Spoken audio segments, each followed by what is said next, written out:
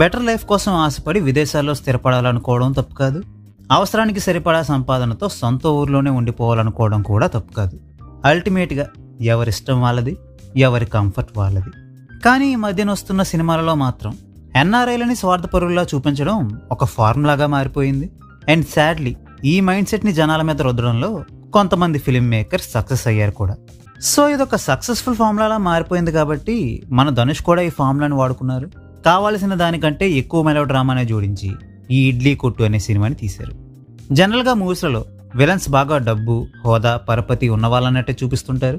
So వాటిని వాడుకొని హీరోని దెబ్బతీయాలని చూసే విలన్స్ మీద హీరో పైచేయి సాధిస్తే అప్పటి వరకు ఒక సాధారణ వ్యక్తిగా కనబడ్డ హీరో స్థాయి ఈ దెబ్బతో రేంజ్లో పెరిగిపోతుందని, తద్వారా మూవీ చూస్తున్న ఆడియన్స్కి కూడా మంచి హై వస్తుందని.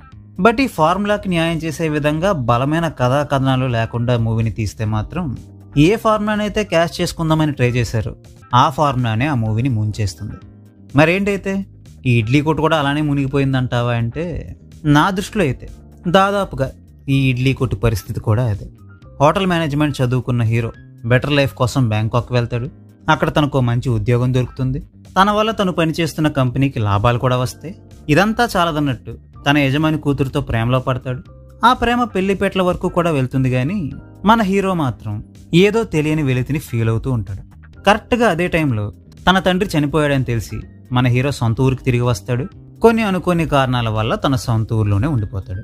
మరి ఆ తర్వాత ఏం జరిగింది, వాళ్ళిద్దరికీ పెళ్ళి అయిందా లేదా, హీరో వాళ్ళ నాన్న కన్న కలల్ని నిజం చేశాడా లేదా అని తెలియాలంటే ఈ మూవీని చూడాల్సిందే. ఈ మూవీని చూస్తున్నప్పుడు బ్రెయిన్ వాడకుండా, లాజిక్లను పట్టించుకోకుండా ఉన్నామనుకోండి, ఒక వెరీ ప్రెడిక్టబుల్ బట్ వాచబుల్ మూవీని చూసిన ఫీల్ వస్తుందేమో కానీ అసలు ఈ మూవీలో ఏం చెప్తున్నారో చూద్దామని ప్రతి విషయాన్ని గమనించడం మొదలు పెడితే మాత్రం ఈ మూవీలో ఉన్న డ్రాబ్యాక్స్ అన్నీ బయటపడతాయి.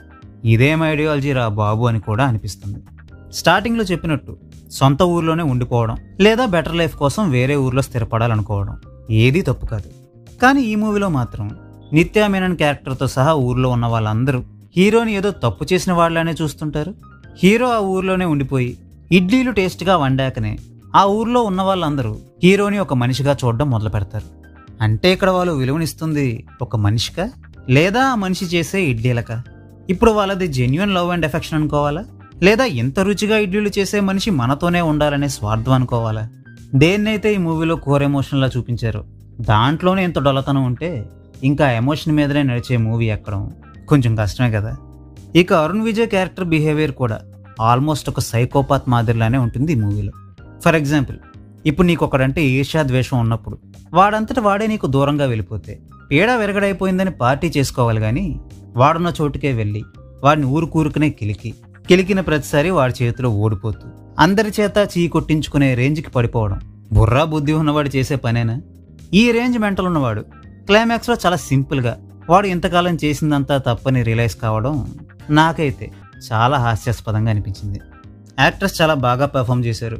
టెక్నికల్ ఆస్పెక్ట్స్ కూడా బాగానే కుదిరాయి. కానీ ఎటొచ్చి కంటెంట్ పరంగానే ఈ మూవీ నన్ను డిసప్పాయింట్ చేసింది.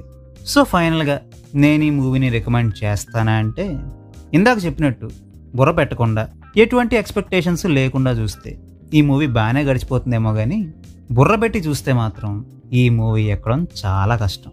అయితే ఒక్క విషయం, రీసెంట్గా సర్ మేడం అని ఒక కళాఖండం వచ్చింది కదా, దాంతో పోల్చుకుంటే మాత్రం ఇది చాలా చాలా బెటర్ మూవీనే. అందులో మాత్రం ఎటువంటి సందేహం లేదు. So well, that's a wrap on this video.